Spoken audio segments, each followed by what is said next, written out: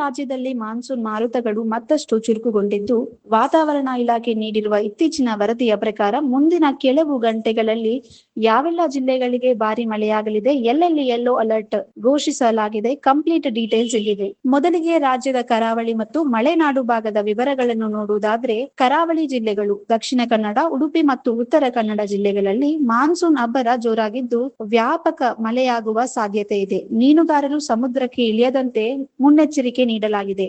ಮಲೆನಾಡು ಭಾಗ ಇತ್ತೀಚಿನ ವರದಿ ಪ್ರಕಾರ ಶಿವಮೊಗ್ಗ, ಚಿಕ್ಕಮಗಳೂರು, ಹಾಸನ ಮತ್ತು ಕೊಡಗು ಜಿಲ್ಲೆಗಳ ಕೆಲವು ಪ್ರದೇಶಗಳಲ್ಲಿ ಗುಡುಗು ಮಿಂಚು ಹಾಗೂ ಗಂಟೆಗೆ 30ರಿಂದ 40 ಕಿಲೋಮೀಟರ್ ವೇಗದ ಬಿರುಗಾಳಿಯೊಂದಿಗೆ ಭಾರಿ ಮಳೆಯಾಗುವ ಮುನ್ಸೂಚನೆ ಇದ್ದು, ಯೆಲ್ಲೋ ಅಲರ್ಟ್ ಘೋಷಿಸಲಾಗಿದೆ. ಭಾರಿ ಮಳೆಯ ಮುನ್ಸೂಚನೆಯ ಪ್ರಕಾರ ಧಾರವಾಡ, ಗದಗ್, ಹಾವೇರಿ ಮತ್ತು ಬೆಳಗಾವಿ ಜಿಲ್ಲೆಗಳಲ್ಲಿ ಇಂದು ಕೆಲವು ಕಡೆ ಗುಡುಗು ಸಹಿತ ಭಾರಿ ಮಳೆಯಾಗುವ ಸಾಧ್ಯತೆ ಇದೆ. ಈ ಜಿಲ್ಲೆಗಳಲ್ಲಿ ಗಂಟೆಗೆ 40ರಿಂದ 50 ಕಿಲೋಮೀಟರ್ ವೇಗದಲ್ಲಿ ಬಲವಾದ ಗಾಳಿ ಬೀಸಲಿದೆ.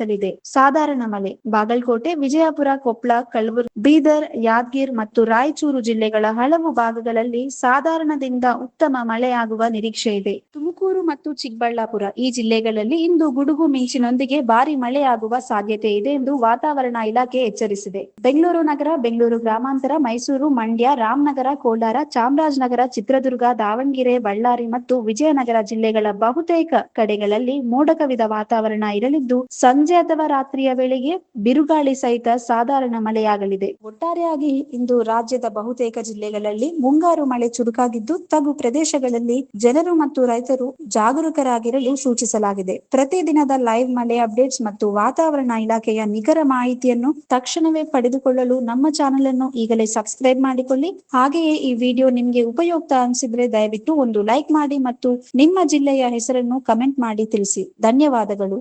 If you like this video, ಬೇಗ ಲೈಕ್ ಮಾಡಿ, ಕಾಮೆಂಟ್ ಮಾಡಿ, ಶೇರ್ ಮಾಡಿ ಹಾಗೂ ಯೋಯೋ ಟಿವಿ ಕನ್ನಡವನ್ನು ಸಬ್ಸ್ಕ್ರೈಬ್ ಮಾಡಿ.